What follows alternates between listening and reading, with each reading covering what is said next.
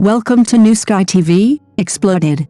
Behind Guo Yuxin's CCTV appearance, short drama actors gain popularity through realistic themes. Is the mainstream about to change from obscurity to short drama stardom? Guo Yuxin achieved legendary status with a single silent scene in Summer of Fendra. When pain is contained in trembling fingertips and collapsed shoulders, the audience sees the reality of "I can't break down, but I'm already broken." She tore down the barriers between short dramas and the mainstream, proving with her subtle acting skills that top-tier popularity will ultimately flow to those who can bring life to the world. These days, discussing the entertainment industry is like opening a blind box. You never know whether the next thing to pop out will be a shock or a surprise. A few years ago, everyone was discussing whether traffic stars could actually act, and whether acting talents were starving. Then, the table was flipped, and a group of people we'd never heard of before rode the rocket of short dramas, flying directly into the face of the mainstream, asking, "Hey buddy, move over." Guo Yuxin is one of the most stable passengers on this rocket. Before the summer of 2025, if you asked 10 people, 9.5 wouldn't know who she was. She had also appeared in long-running dramas like The Long Moon Shines Brightly and Day Thought Through the Mountains, both well-known titles, but she was just the kind of character you'd think of as "Oh, I think there's such a person there," a classic case of effective appearance, ineffective face scanning. Audiences' memories are like goldfish. If they can't remember you in 7 seconds, you've essentially never existed. But the world is unpredictable. What couldn't be established in dozens of episodes of a long drama, a short drama called Summer of Fendra achieved in just a few minutes. How popular was this show? It garnered 3 billion views on a single platform, crushing a bunch of S+ level long dramas. When these numbers came out, not only were the audience stunned, but the investors probably wanted to kick themselves, wondering if the programmers had accidentally added a few extra zeros.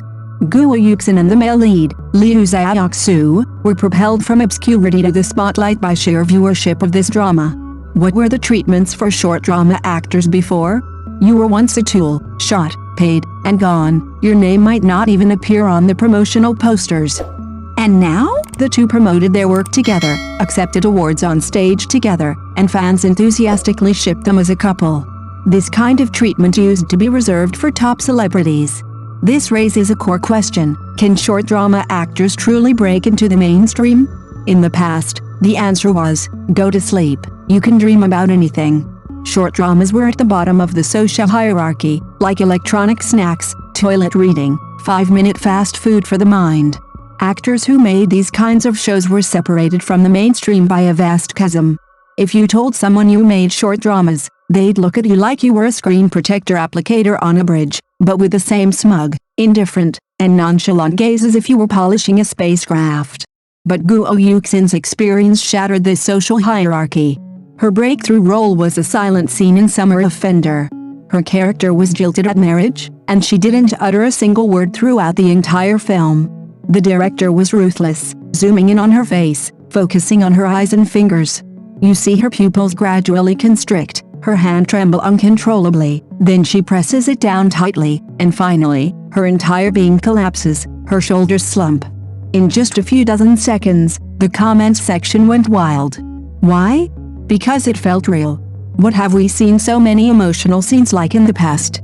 Either it's screaming at the top of her lungs, "Why don't you love me?" or smashing dishes and treating props like a junkyard. That kind of acting isn't about portraying pain, it's about saying, "Look at me, I'm acting out pain," as if afraid the audience won't notice. But Guo Yuxin's performance is about containing the pain, it's about conveying the feeling of "I can't break down, but I'm already broken." The audience sees it and thinks, "Hey, isn't this exactly how I feel when I'm heartbroken, unemployed, lost my cat?" The empathy is instantly triggered. This kind of acting, relying on details rather than screaming, becomes a game changer in the fast-paced world of short dramas. What are the characteristics of short dramas? Short, straightforward, and fast. There's no time for build-up, no space for character development. You must grab the audience's attention within minutes. This actually places higher demands on actors. You have to instantly immerse yourself in the role, deliver a powerful performance, and convince the audience.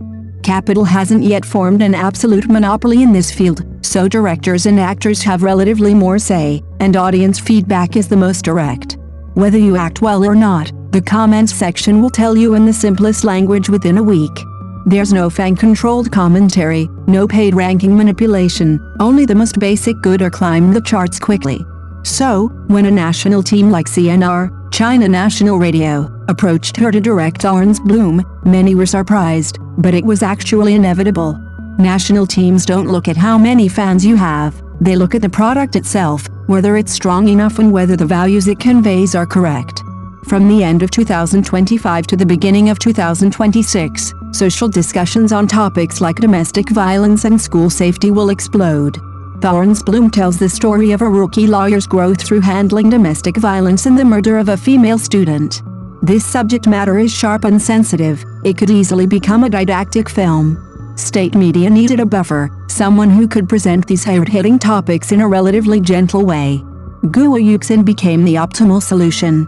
Observe her demeanor in interviews, gentle and unassuming, neither interrupting nor sentimental, simply listening quietly and then offering her own thoughts. CNR even produced a theme song MV specifically for her, a first in the short drama genre. What the authorities valued was her subtle, pervasive influence and the powerful impact of her performance. This is a sophisticated communication strategy, using the most popular format to tell the stories that matter most to us. Her performance in Orange Bloom continues this style. She plays a lawyer, but not the kind of top-tier lawyer in a wish-fulfillment novel who instantly dominates the scene. She would encounter setbacks, feel lost, and shed tears because of the victims' stories. In one scene, she went to a witness's house to collect evidence. The witness talked on and on about his ordeal, and she just squatted down next to him, tightly clutching the file bag in her hand.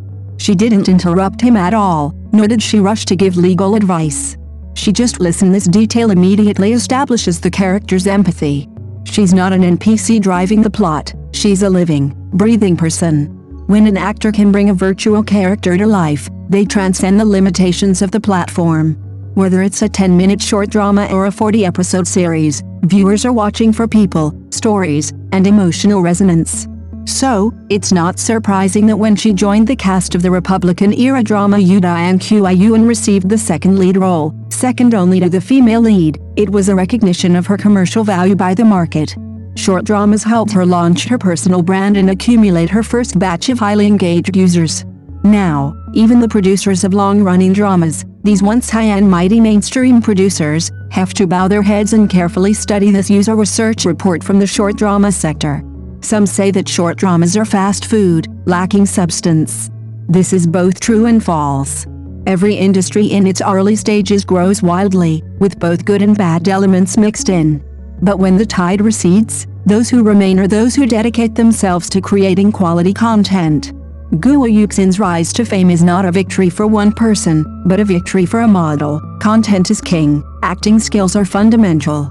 She didn't rely on scandals to trend on social media, nor did she use bizarre personas to grab attention. She simply focused on performing each scene well and experiencing each character as if they were real people.